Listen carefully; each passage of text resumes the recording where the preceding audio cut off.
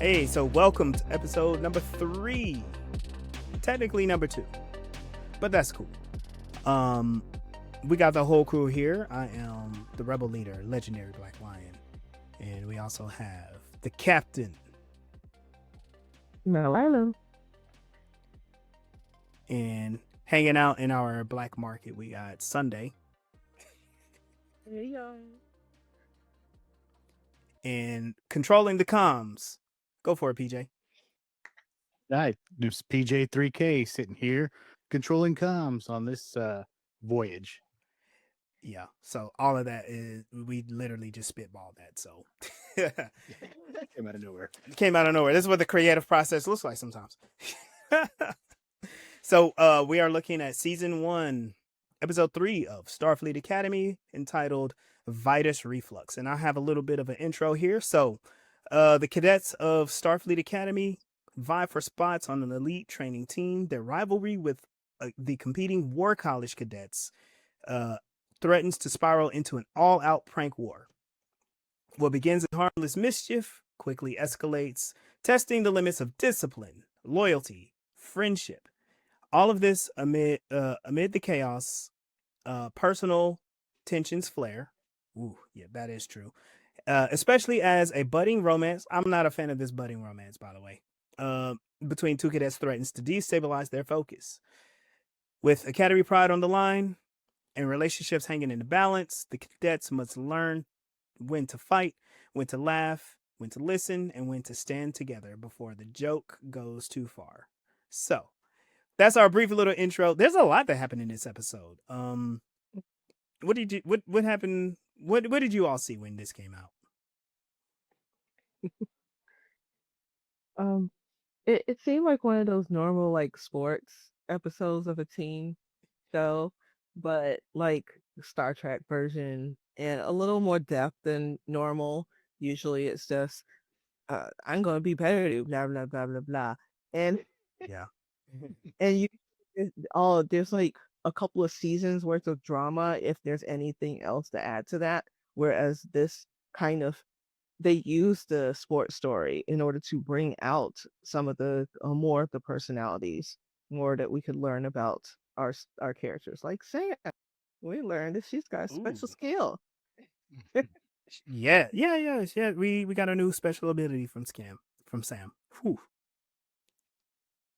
Having the dynamic of the hyper achieving characters attempting to like qualify their existence to their parents was a strong thread through this episode.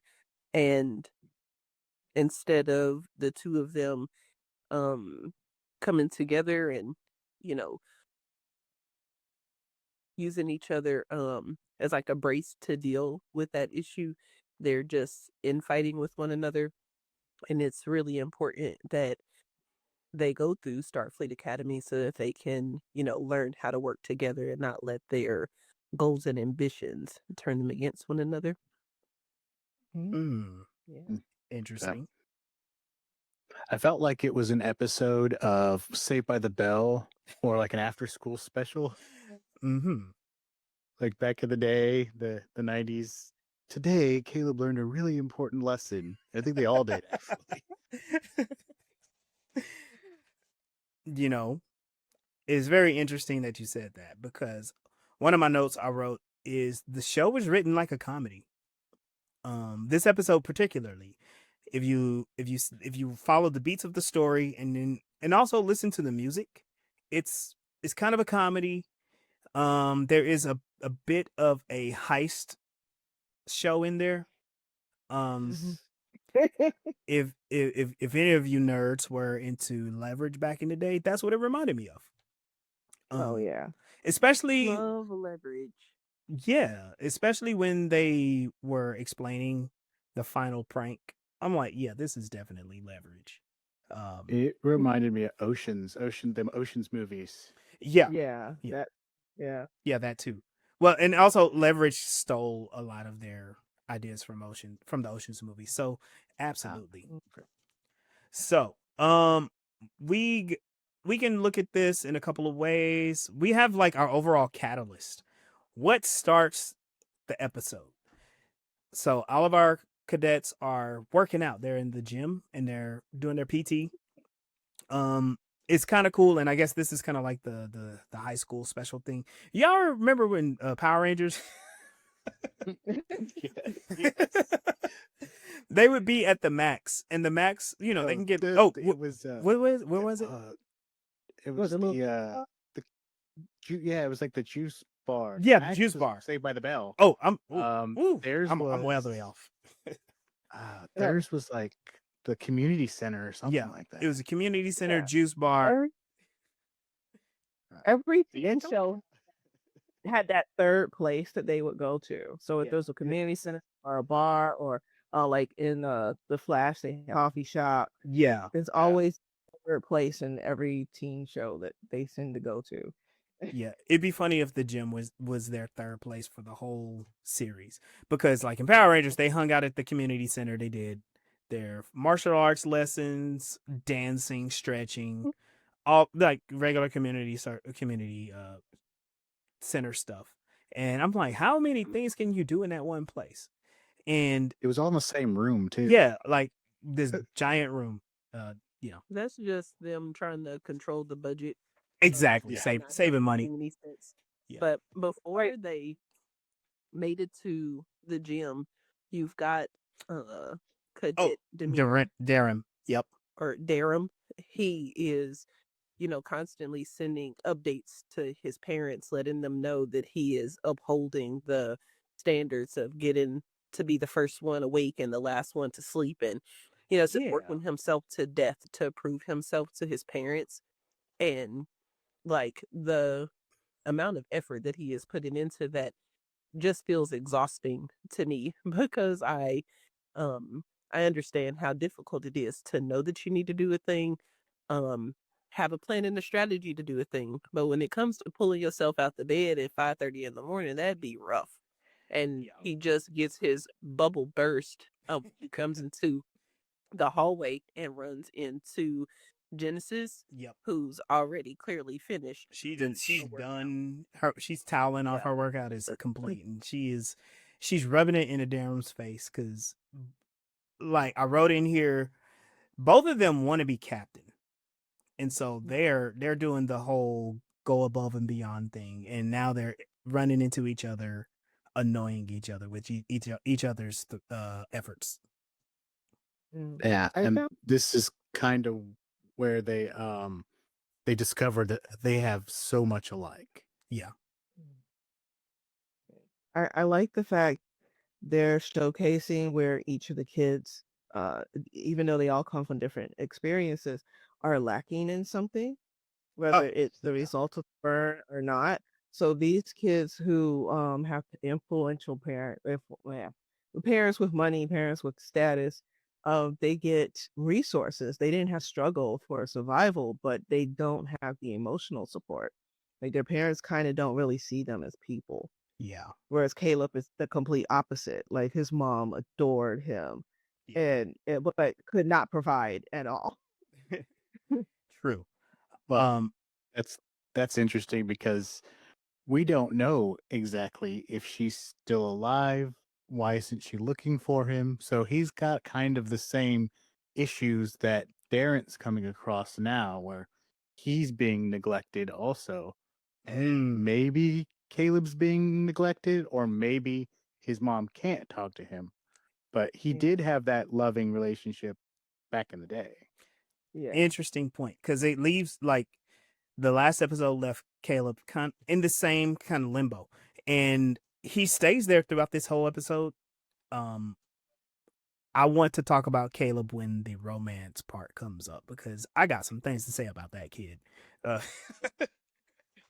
So when Oh. we're in the gym, it is being highlighted the clear demarcation between the War College and the Academy, Yep. and how they are trying to not only one up one another, but definitely trying to take the advantage and be better than their rivals. It would be kind of like whatever state you live in here in Kansas City. It would be like putting KU and MU Yeah. into the same gym and expecting them to coexist is really ridiculous. You know, it's interesting because I thought about that, and a perfect example would be Army versus Navy, like Yeah. the college teams. Um, and like not only would it be like a college rivalry, but they absolutely hate each other in football or whatever. And I think it's funny because like I'm so detached from team sports. Like in general, I just don't do the team sports thing. And so when I see people get that serious about it, I just laugh about it. It's so funny to see people so emotionally connected that way. We do live in Kansas Yeah. City. It's not just sports though. It's not just sports. It's Oh, like yeah. when I was in high school, they had JRTC at our school, Yep. and those kids, I was in it because it was more fun than actually doing gym. So, and There you go. they were very intense about all of that military stuff. Yeah. Mm. And so, But something on oh, something online compared different schools to Harry Potter with ooh, different Yeah, houses. that's yeah, interesting. houses. They didn't even mound them up. I lined them up. I think I remember that the military college was compared to Slytherin. I don't remember the other ones.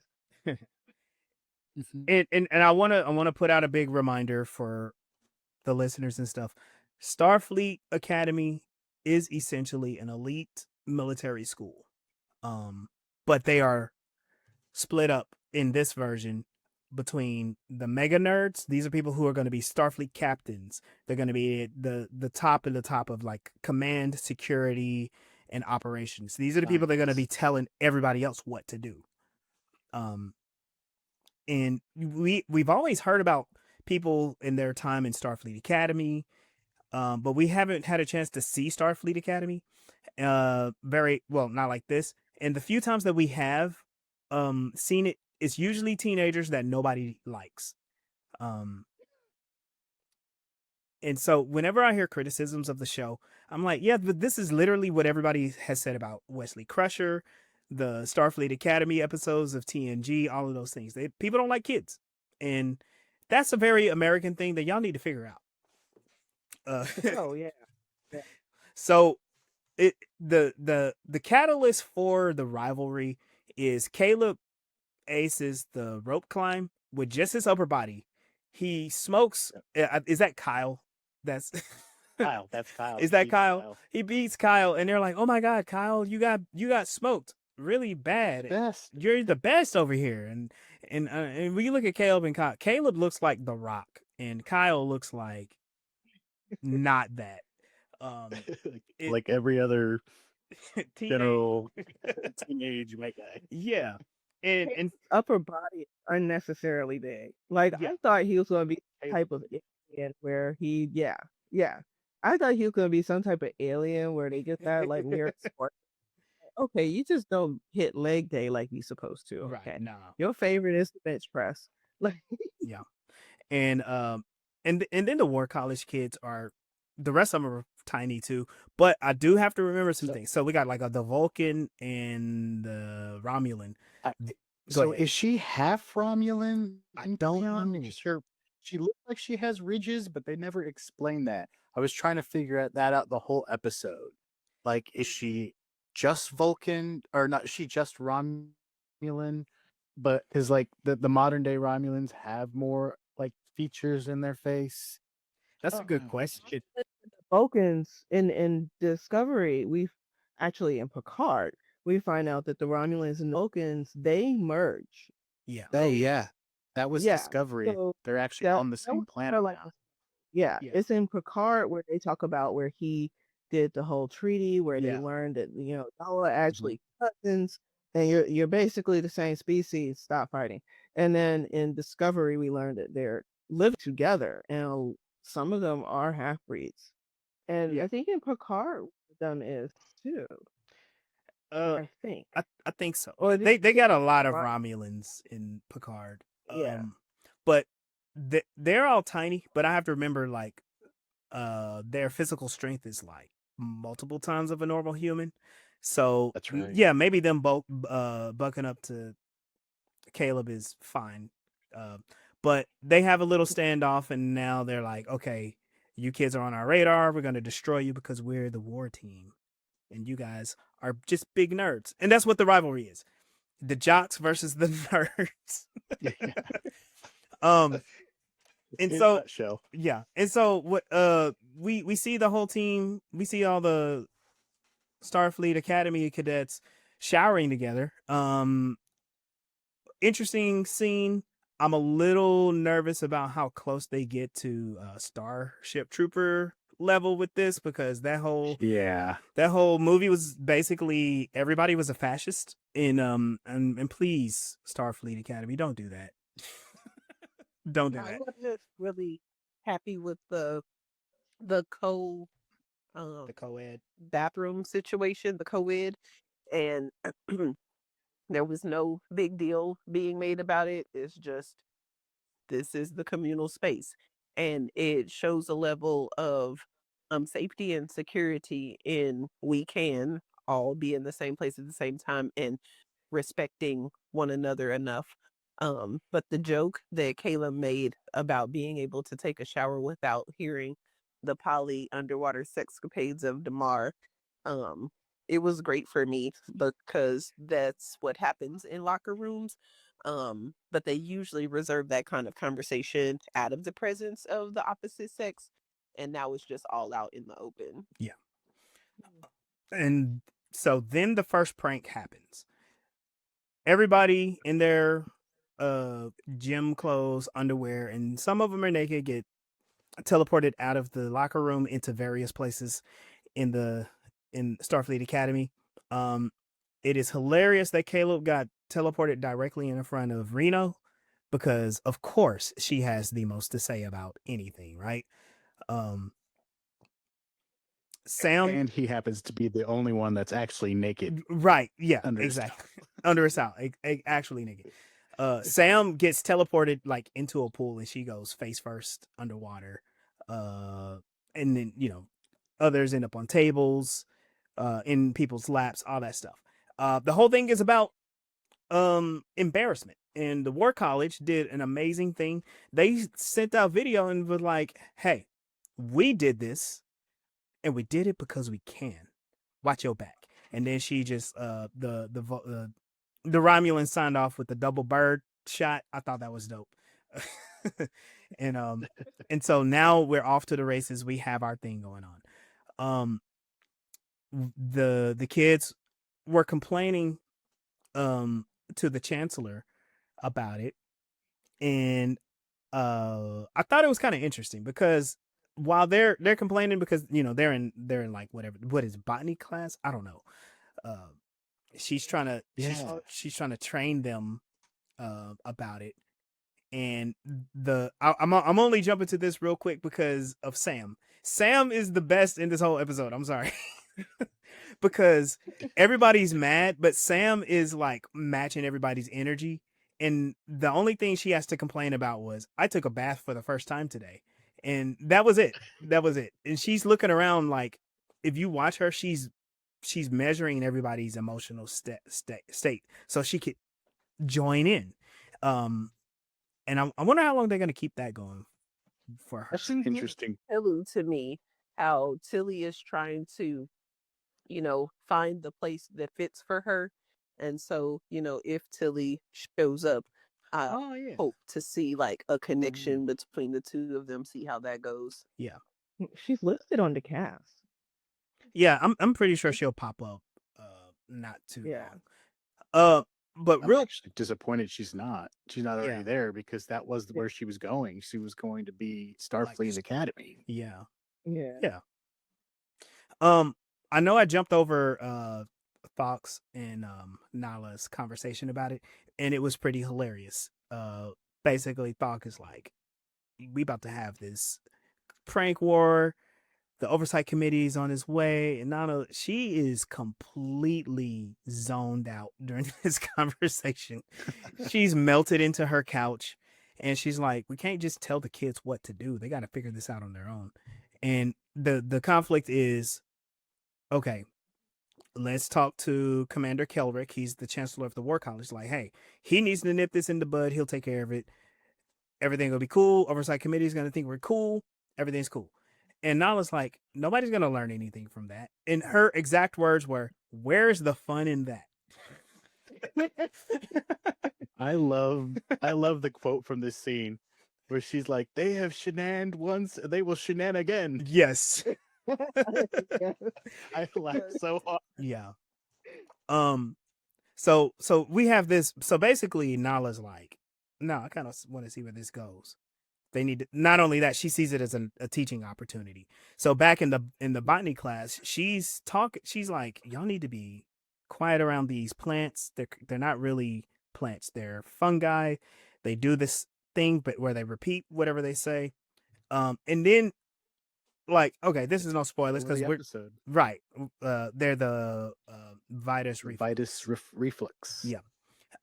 She literally tells them everything they need to know in the 3 scenes that she's in. In this first one, she goes, first we spray the spores and then we spray the growth accelerant. And all of the kids look so confused, like, what in the world is happening? Or bored.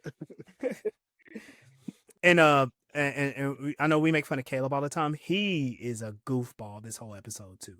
He between Caleb just being disengaged and Darum being kind of dumb, it's funny to me, but it's a it comes together and tells Darum's story. Then we find out that Genesis, like they're about to do the whole signups for the, what is it, Calicut, the Calicut games. Calica. Yeah. Calica. Yeah. And Genesis is like, oh yeah, by the way, I signed you up. And he's like, why did you sign me up? There's no, why? His words were, I don't do cultic school tribal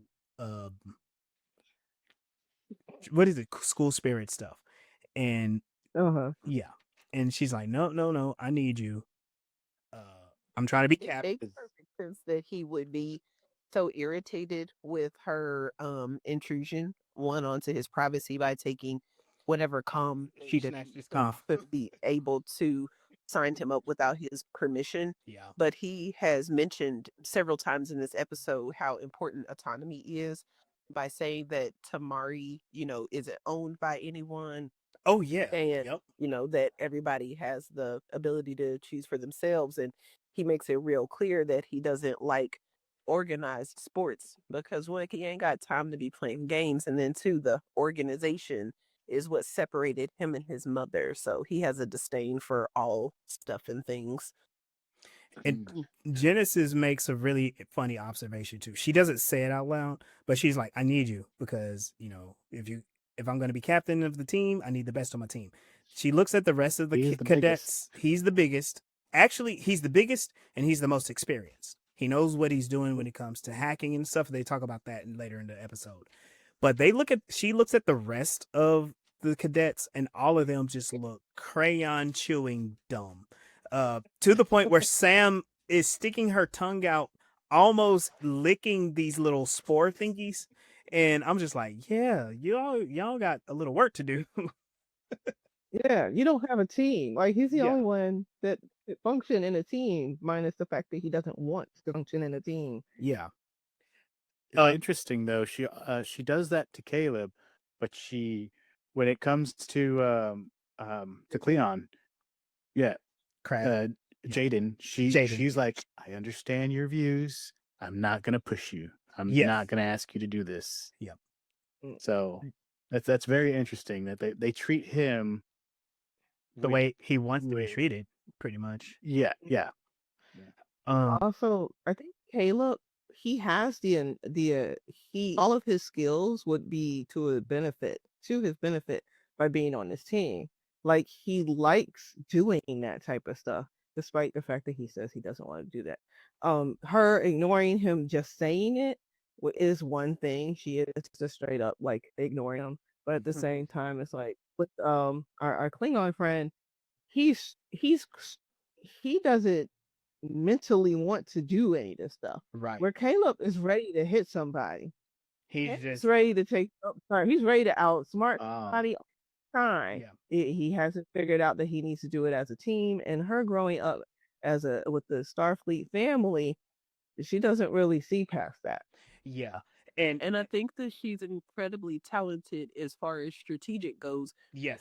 Yeah. I'm not sure if this is a Starfleet thing, but they had the chess, or maybe that was Oracle, forgive me, but they had like this 3D advanced version of chess, and I think she'd be amazing at that game because she knows that Jaden's strengths and weaknesses. Like, he physically looks the part, but emotionally and mentally he is, not willing to Yeah. do what is necessary unless there are very specific circumstances, and she taps into his strengths, when necessary, and it shows the mark of a really good leader. Yeah. Let's talk about Genesis and kind of like this rivalry that we have. The first big major rivalry is Genesis and Jaden. Um, we kind of get that at the beginning of the episode when they're like competing on who gets up earlier, who gets done earlier, yada yada. Darren. But Do yeah, you mean Genesis and Darren. What did I say? Yeah, okay. You said Jaden. Gosh. Okay. Let's Okay. Genesis and He's Darren. actually kind of absent from this for a lot of it, except for Yeah. a few key scenes. Yeah. And when they do the Calicut games, like the tryouts teams or whatever, the rest of the folks are completely out of their depth. Nobody really has any experience, and so they're just like screaming their heads off like chickens. And but Darum and Genesis, they're like killing it. They're getting all the scores. They're not getting eliminated. And they're hitting the targets, while the rest of the team are. It's funny because this has to be like a holodeck type of thing. They look like they can barely use their own bodies to move in the whole thing. And then and Thok is yelling commands and explaining the whole thing, and her whole thing is like, look, y'all gonna y'all gonna come in here while it's a cookie dough, but by the time I'm done with you, you're gonna be shredded out of wood. No, that's not happening at all. The one kid, Ocam, is just like screaming at the top of his lungs, like, what are you doing, man? Yeah. Yeah. And I love what is her name? The number one. And she just Thok. release the bones. Oh yes. Release and then Sam is screaming like, this is nothing like laser tag. I thought that was great. And to me, this reiterates this is a group of nerds, and they haven't had to encounter this before. And it makes me think about the timeline in Star Trek. So if we go back to the Picard days, bro got stabbed in the heart and he was just cool with it. But I don't know if they did things like that in Starfleet Academy. It was he did it in extracurricular activities when he was being a downjot hustler. Yeah. And so post burn, they probably include a lot more combat because a lot of those worlds probably were fighting each other and they had to figure out how to protect themselves when they go out there, especially with these pirates. So Darum and Genesis are both like they want to be captain material, and they're being snarky towards each other. They're basically tying and everything, right? The first time that they play, both of them look good. Thok is like, hey, everybody sucks except for these two. We're trying to get a team together, so we're gonna do this again. And the next time they do it, and they put Genesis and Darum heads up 1-on-1. The rest of them are just kind of watching. Ooh. And this is where some important stuff comes out because they're virtually tagging all of the targets simultaneously. They're supposed to get first to 6, 1 through first to 8, 1 through 6. They're like neck and neck, Identical. it's wild. Because how do you do that with phasers? Anyway, um, Darum says something snarky, and he basically uses Genesis, like knowledge of Genesis family, against her, and she gets really upset and Low blow. turns towards him, and he scores the last 2 targets, and he's like, "Yes, I got it," and she is mad. Um, this is kind of interesting. It was definitely a low blow, and it did affect Genesis, but the wound that he touched to affect her, it's the same wound that he experiences, and I think his is deeper. Mm-hmm. Yeah. That's all. Yeah, like that was where they highlighted like that they come from. That where they're lacking is the emotional support. Like their parents don't necessarily see them as individuals; they see them as their legacy. Like a list of achievements. Yeah. Yeah. And so these two, I like how they're giving you a little bit of a parallel here. These two are trying to become captain material, which, I mean, honestly, if there's a Starfleet Academy show, they need to have some people who are like, I'm going to be captain, you know?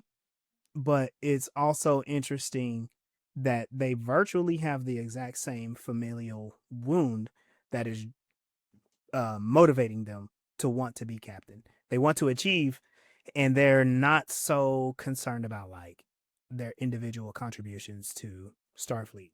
But this is the first year of Starfleet Academy, so we'll see what happens. Right after this, we get like the second prank, which was the War Academy broke into their comms feed and recorded everything that happened in the Calicut games, and they just showed all of the Starfleet cadets screaming, running with their head like they're chickens with their heads cut off, getting blown up, and all kinds of stuff. To me, it was funny because out of context, it looked. And then they cut it together like a. Oh yeah, like the advertisement. Yeah, they cut it together like a like a recruitment video. Yeah, that's right. Yeah, that was great. It was bad, but it was great. Yeah. It's bad that they did that. But they did well doing the bad stuff.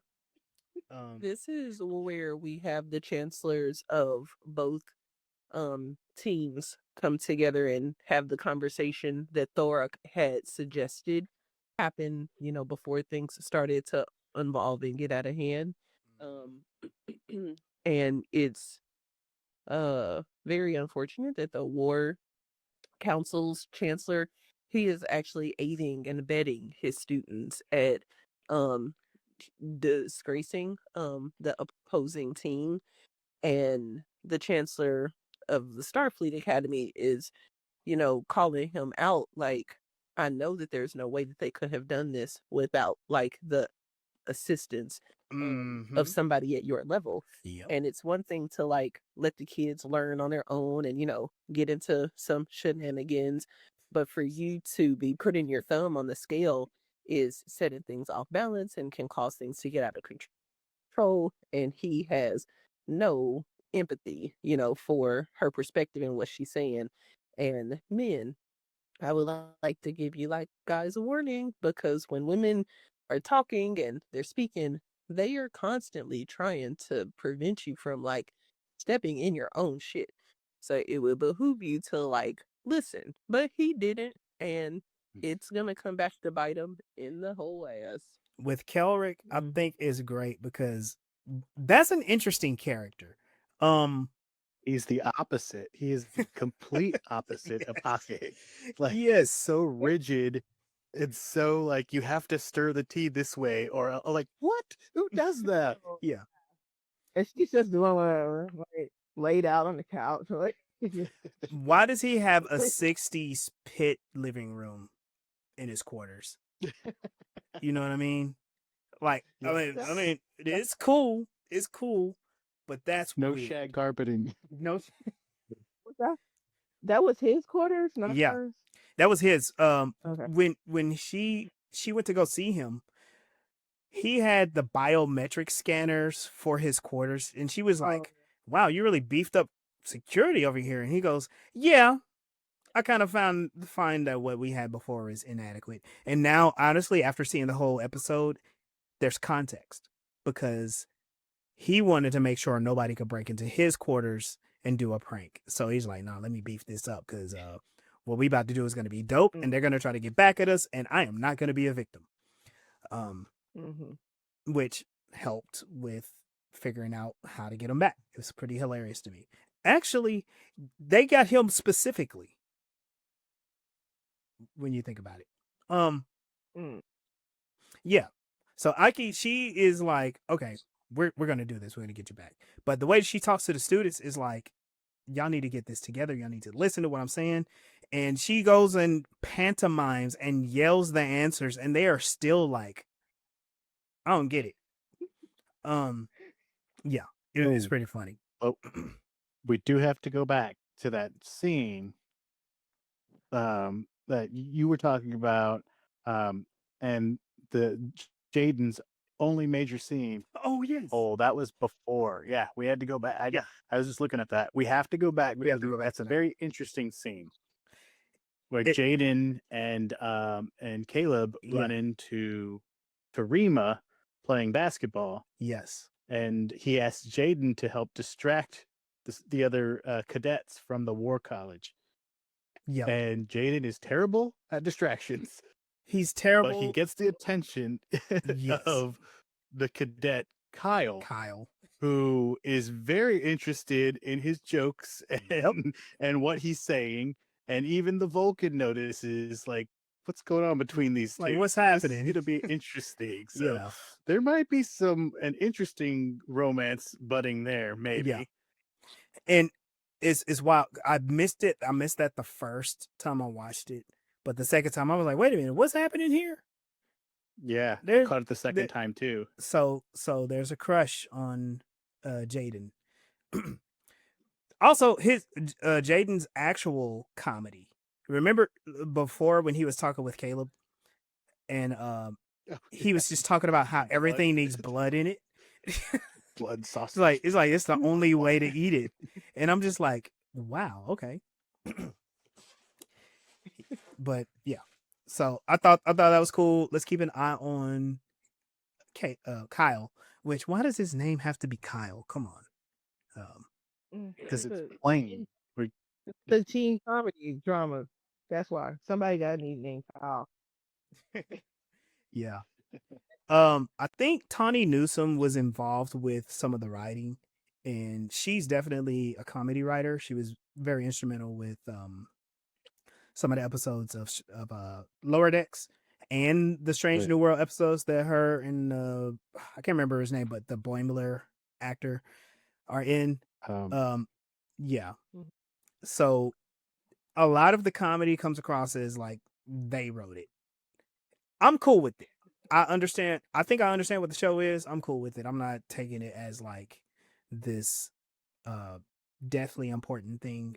I think restarting Starfleet Academy, and if they are rebooting Star Trek, restarting with Starfleet Academy is actually a genius start, and they have almost any direction they can go. They can anyway. Sorry, I don't. Yeah. Anyway, that's not my defense of the show. That's just kind of my assessment. Does that make sense? Yeah. Yeah. After that prank, the Starfleet kids is like, no, we got to get you back. And so Darum, he's putting together a crack team. And they're going to challenge the War Academy kids to an unsanctioned Calicut game. And so they basically block off the atrium of they block off the atrium of the academy. They have a red side, they have a blue side. I thought this part was kind of cool. It was kind of cool. Yeah. And they do their match in there. And then they add the rules that the mascots are the target, and I thought that was kind of cool. because The poor Starfleet Academy mascot. oh my god, like what is a that thing? gecko? It's some weird thing. And It's on the Academy banner at the beginning. yeah, it's ugly. It- It is ugly. But it's like college mascots too, because they always have like weird Yeah. mascots. And it makes sense because if you're gonna have two rivals pranking each other, they always prank the mascots or like a statue or something like that. That's what it is. Yeah, and they look like aliens from like the original series. Maybe the that's little- what it is. Or Or maybe that's the joke about the the mascot costumes Uh-huh. that they look Then- Oh like. yeah, I can see that. Yeah. They look they're actually original series Yeah, costumes. it's costumes. like nods to like teen sitcoms or dramas. At the same time, it gives nods to Star Trek. It does a nice little balance of the two. Yeah. So to go through this part real quick, the game goes not so great for the Starfleet Academy cadets. They get scored on almost 4 times in a row. And Darum, his whole plan was everybody just listen to me and do what I say. Not a strategist at all. In Horrible fact, plan. he got himself eliminated first. And then when he was trying to rely on Caleb kept getting eliminated. And it just was going bad. And then finally they like switched to following Genesis, and Genesis got them set up straight. They blew up the replicator so the smoke can fill the room, and then they used Sam's permeability ability to distract the other team, and then they eliminated all of them and scored one time on their mascot.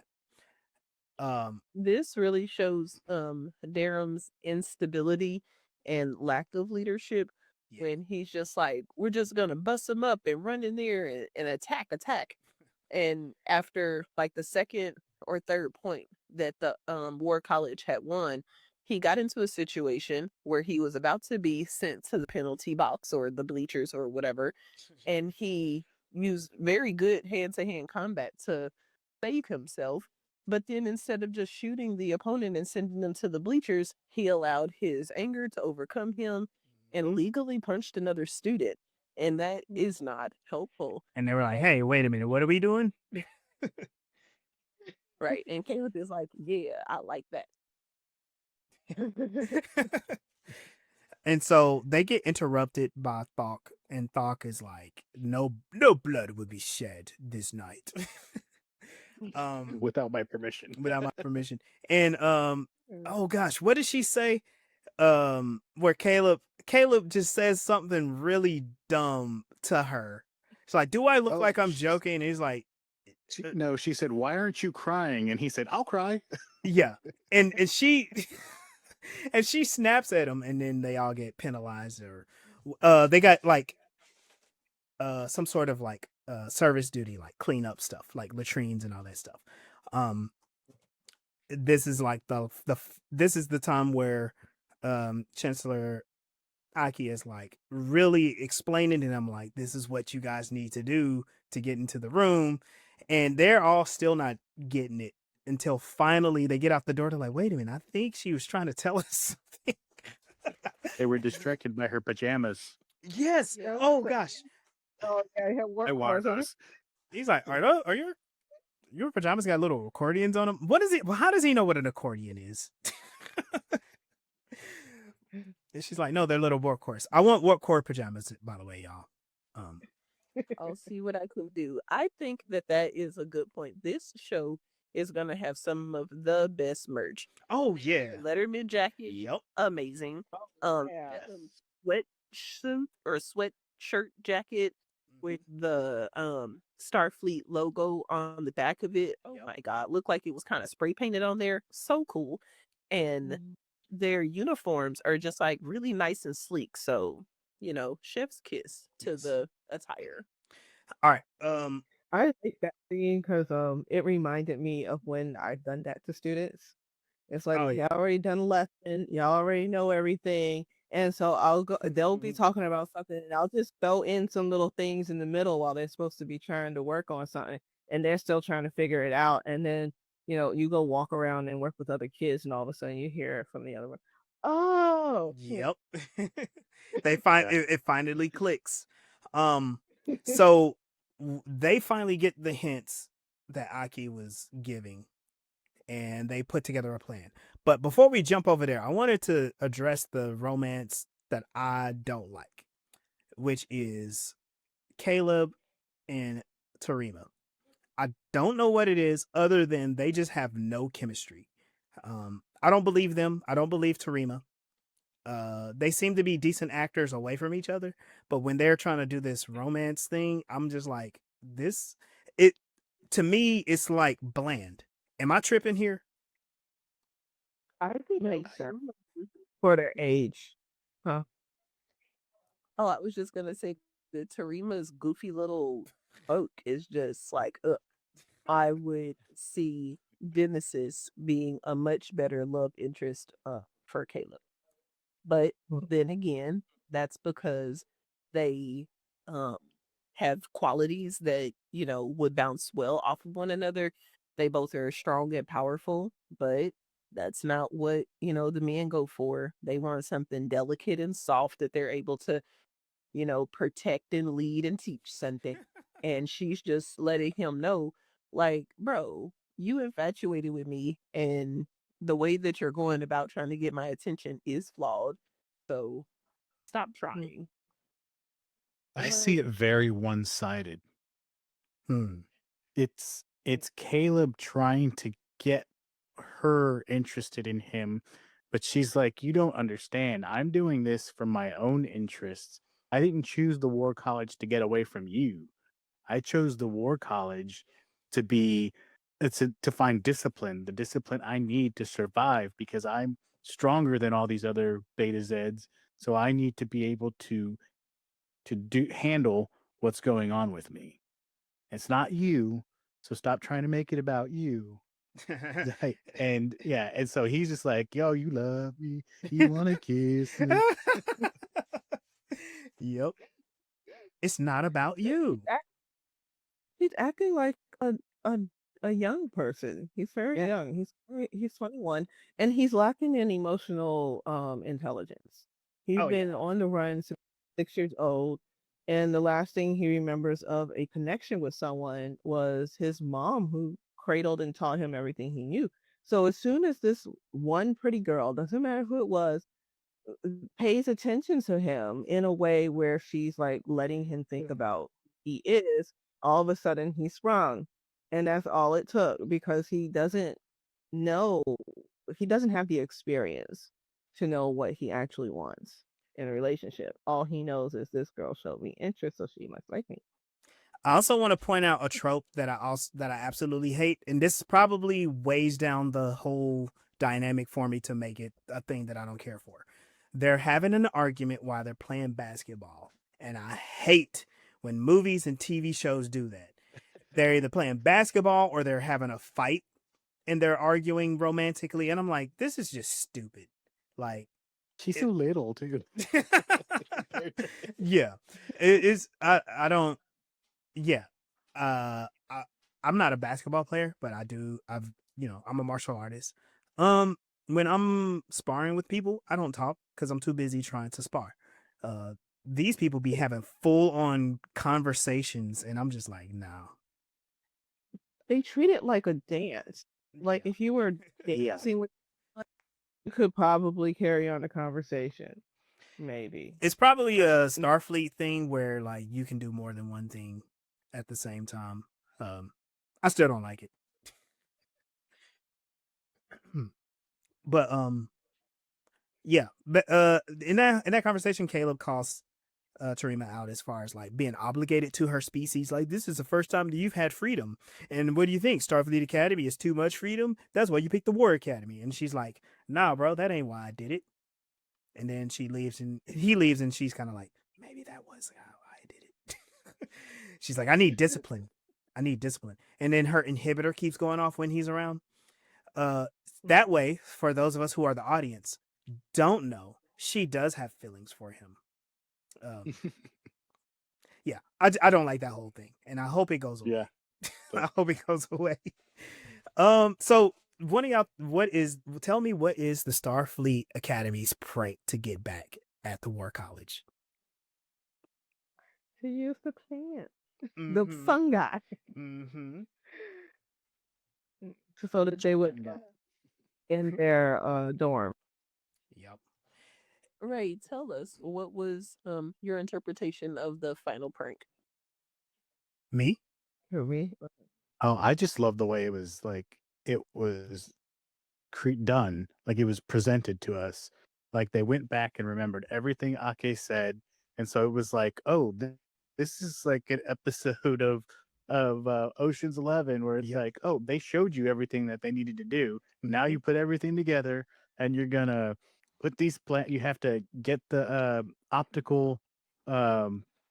You have to get his eye Yeah. so that you can see, so that you can get him into his office, unlock all of their rooms, get into their rooms, put the plants in there, and it all came off like swimmingly. Yes. I kind of thought they were going to get caught though by Yeah. Tarima, but Yeah. she never Yeah. turned them in. Yeah. Oh, if she snitched, I would have been like, oh yeah, I definitely hate this character now. She only half snitched. Yeah, she'll get the alarm. Yeah, She'll she get only hit the the alarm. door. And But it was after they already completed it. yeah. Yeah. Uh, So I he still could have got. yeah, true. I don't like that they have holographic hall monitors. Something about that ain't right. I mean, it's surveillance. But I guess since they introduced like the holographic, I don't even know what they are, but the holographic border watchers in the first episode, first two episodes, Oh, it makes sure that it makes sense that they're there. But the holographic hall monitor is just goofy to me. That doesn't need to be there. So yeah, I think had a lot of either child psychologists or teachers on that staff because a lot of moments was like reminding me of my time in school. After and they don't have a lot of staff, and staff need to watch the halls in the high school, middle school, elementary school too. And they don't really have a lot of people to actually watch the halls. So they have the holograms. yeah, right. The holograms. They can always have someone to ask for help if they need help. I mean, So, yeah. yeah, I mean, So, the prank goes off. They put an accelerant in the they beefed up the growth accelerant. So, Sam sprays all the rooms with the spores and the accelerant, and then they leave. Then, the plants like overgrow the War College kids' dorms, and they all have to leave. They're all in their underwear, and they go to the court, and they're all just like, "Oh no, what did you guys do?" And then Starfleet Academy kids there being extremely confident, talking about, "Oh yeah, oh my, what could have happened?" And then the chancellors both come out and they do their little confrontation, and they kind of explain the whole thing, right? yeah. It was kind of cool. Kelrick is kind of like, "Oh, we're gonna get you back," and then we get the explanation about the spores. They are a protected species by Starfleet, and so disturbing them before they become before they become adults is against the law. So, yeah, whatever y'all do is gonna be criminal. And then, oh yeah, by the way, the oversight committee is here, so y'all better like fix this real quick so we can look good. And Calric is just like, I submit, I quit. He verbally says, I give up, which ends the rivalry, which is cool. I guess. Honestly, pranks could have been a cool thing to go on all season, but I guess resolving it in one episode is cool. And then we kind of get a little bit of a life lesson thing. Um, the the academy is about making sure that people around you care for you and connect with you. I know we skipped it, but Genesis and Darum have a nice little apology session in the turbo lift. where he apologizes to her. This all comes from he's trying to get his data pad fixed, and Oh yeah, he takes it. that's a to good. Yeah, go for it.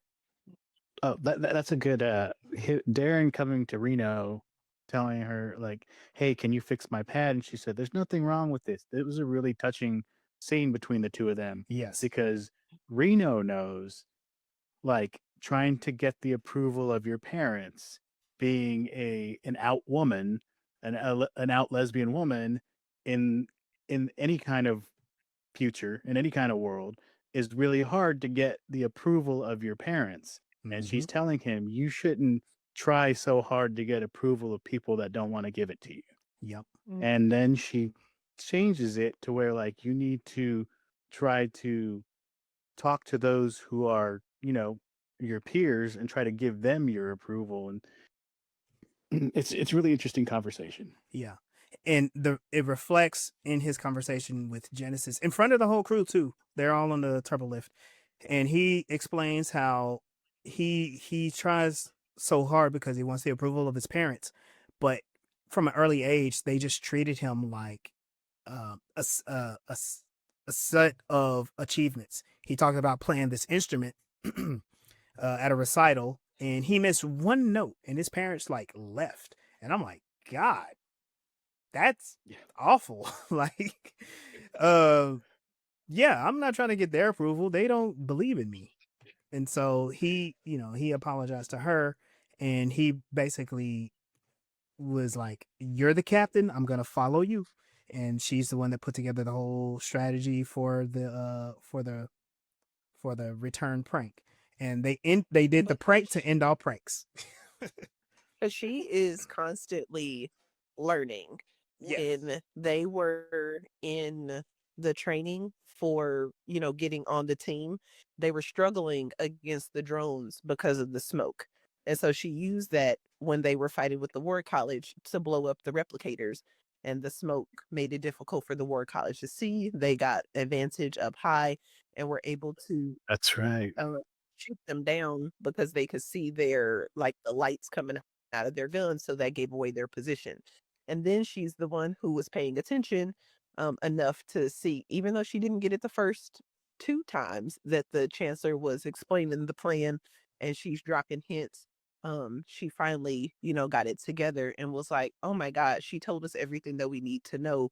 And the patience and empathy piece is so remarkable, Yeah. and it differentiates Starfleet again from all other sci-fi content that is really pressing in to this fascist war, oppressive narratives, but more like we want to be able to defend ourselves, but we really want to be able to diffuse conflict by having patience and empathy for our enemies. Yep. Love that.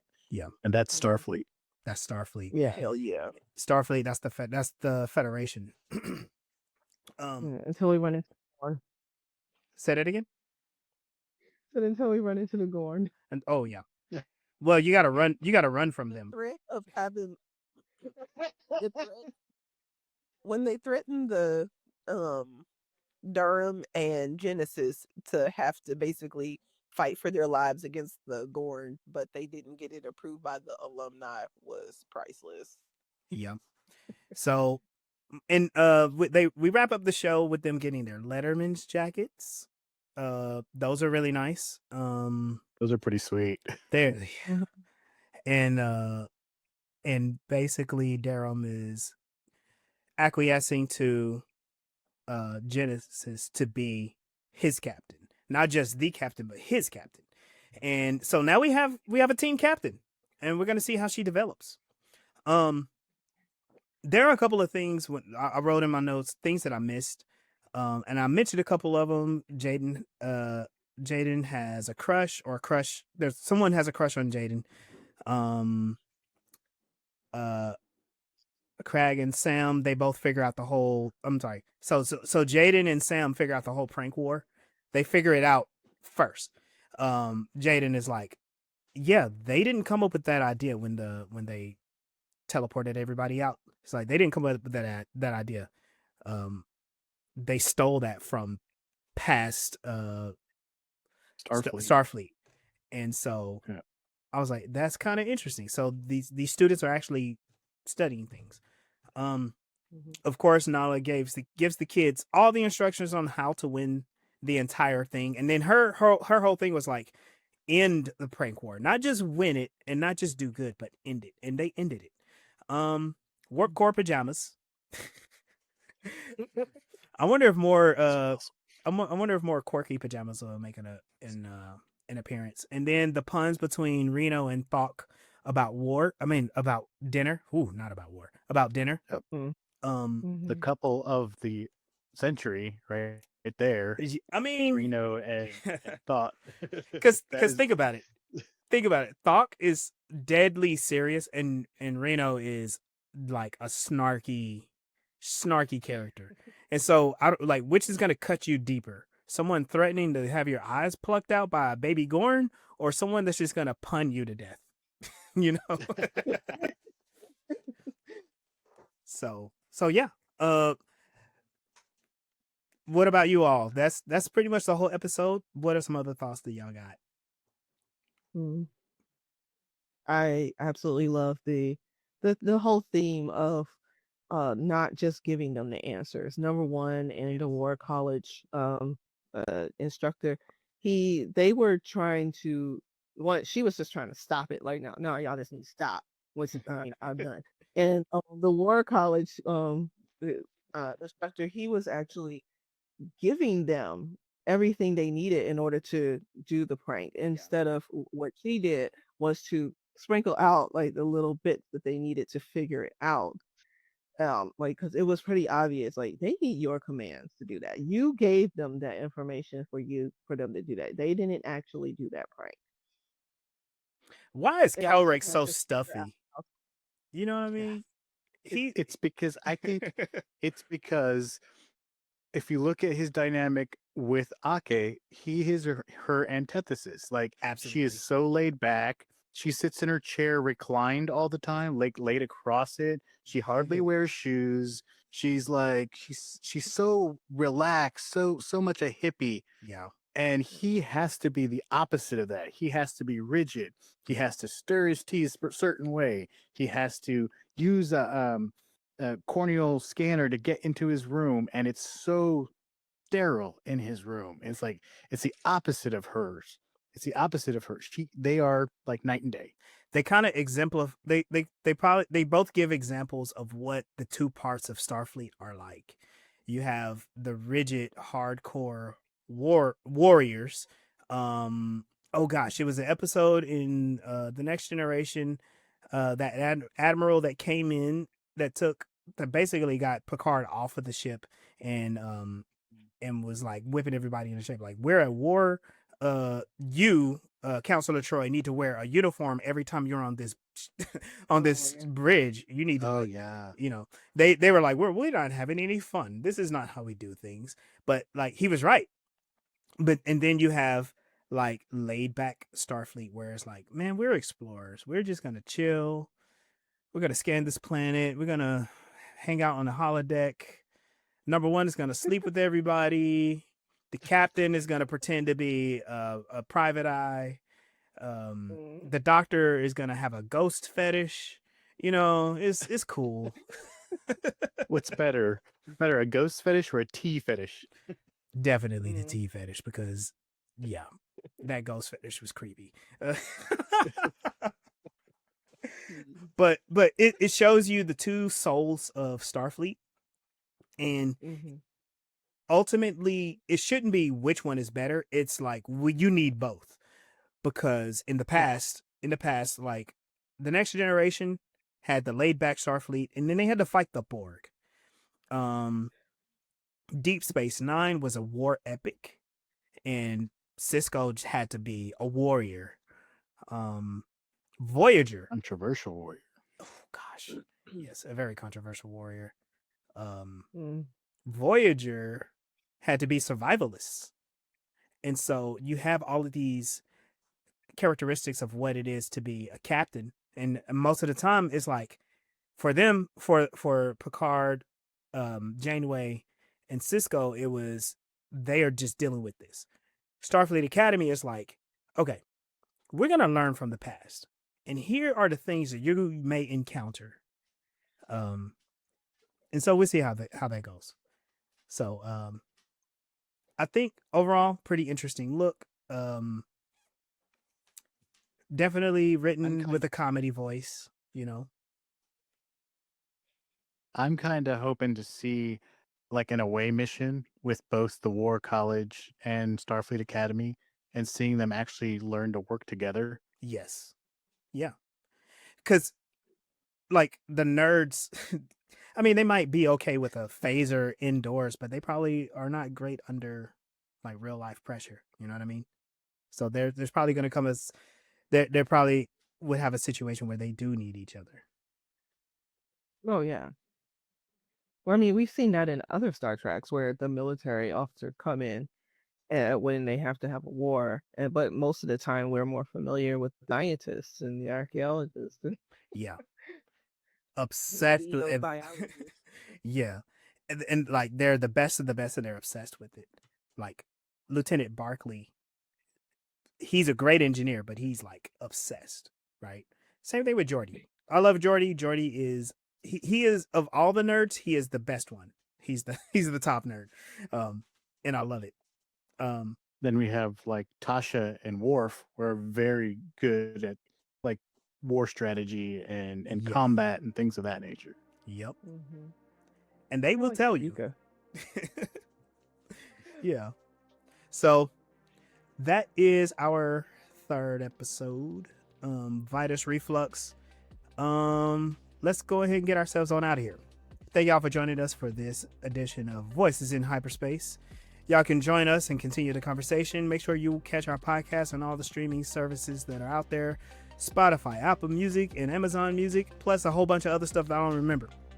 Make sure that you like, share, and follow on our Facebook and our YouTube. I'm Legendary Black Lion, and you can find me on Instagram and TikTok at Legendary Black Lion. I'm Mel Asylum. You can find me at melsrebellion.com. You can also find me on TikTok, where you can find my book on reading the system. Hey y'all, this is Sunday, and you can find me at a poker table. Hey, I'm PJ3K, and you can find me on Instagram at PJ3K or PRay28 on TikTok. Awesome. Until next time, we'll see you out there. Peace.